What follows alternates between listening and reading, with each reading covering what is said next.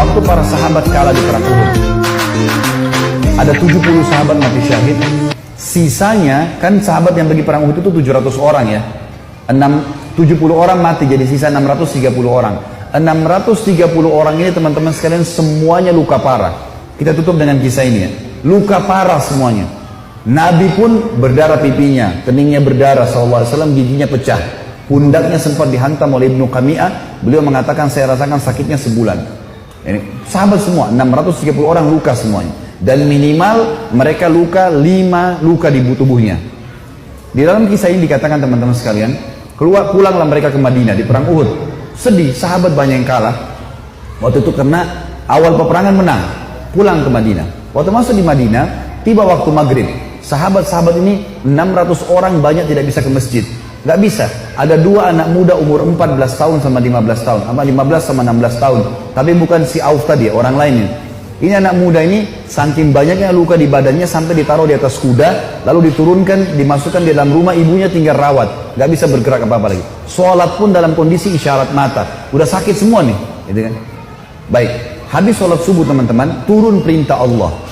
Ini 1 hari setelah perang Uhud, ada perang namanya Hamrat Asad, nama lokasi. Hamrat Asad ini nama lokasi, Asad artinya singa. Hamrat ini wilayah warna merah karena gunungnya banyak warna merah. Perintah Allah kepada Nabi Muhammad SAW, perintahkan semua sahabat Muhammad yang ikut di Uhud kemarin, 630 orang yang luka itu, semuanya keluar lagi, kejar lagi itu orang-orang Quraisy. Pasukan kalah ya, luka semua.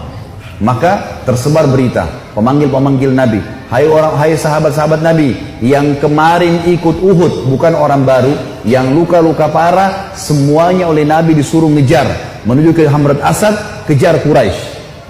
Maka sahabat-sahabat banyak, diantaranya Usaid bin Khudair, ada yang lagi nempel daun untuk mengeringkan lukanya, dicabut sama dia. Sami'na wa ata'na, kami patuh dan tenang. Dicabut semua luka-luka mereka yang tempel-tempelan, mereka pergi sambil ngalir darah. Ada 2 orang anak muda 15 sama 16 tahun. Ini di sini di riwayat tidak disebutkan namanya, yang tertidur di atas ranjang, ibunya ngerawat, sholat pun dengan isyarat mata. Waktu dengar ada orang teriak, wahai yang hadir kemarin di Uhud, semuanya tidak terkecuali telah turun perintah Allah kepada Rasulnya Muhammad SAW untuk mengejar Quraisy. Tidak satu orang pun boleh tinggal di Madinah. Luka parah. Maka adik kakak ini bersebelahan tidurnya.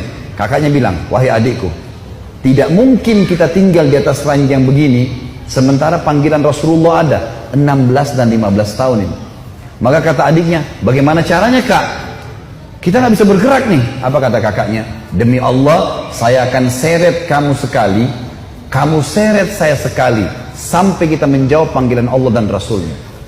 Luar biasa. Saya waktu baca kisahnya sampai netes air mata teman-teman sekalian. Luar biasa. Dan akhirnya mereka seret-seretan sampai tiba di depan Nabi SAW. Ada yang berdarah, ada yang ini. Terutama 2 anak muda ini naik di atas kuda itu sambil diseret jalan. Waktu mereka diseret semua pada nangis lihat. Ini luar biasa orang ini. Dan akhirnya sahabat ini semuanya pergi ke sana. Pas Quraisy dengar 630 pasukan yang kemarin kalah, tidak ada orang baru yang datang, bukan tenaga baru cuma yang kemarin, mau berperang, Quraisy tidak berani kembali. Mereka takut, ini jangan sampai luar biasa nih, kok bisa sampai luka parah mau kembali gitu.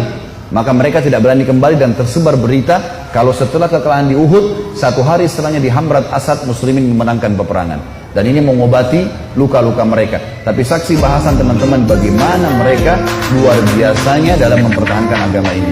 Allahu a'lam.